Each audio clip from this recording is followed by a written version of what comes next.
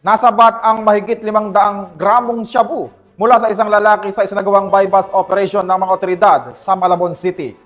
Patrolwoman IB Corporal, ibalita mo.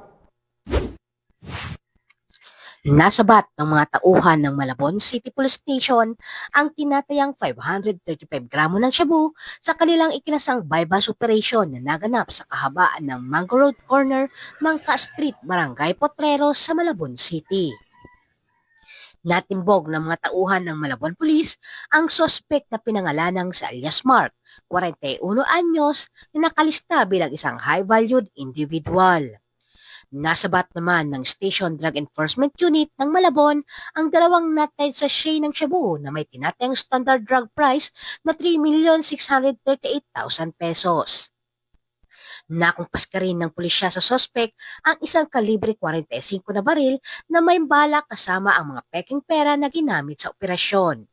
Nahaharap sa alias Mark sa mga kasong paglabag sa Republic Act 9165 o Comprehensive Dangerous Drug Act of 2002 at kasong paglabag sa Republic Act 10591 o mas kilala naman bilang Comprehensive Firearms and Ammunition Act. Mula dito sa Metro Manila, ako po ang inyong PNN correspondent, Patrolwoman IB Corporal, alagad ng batas, tagataguyod ng balitang pulis.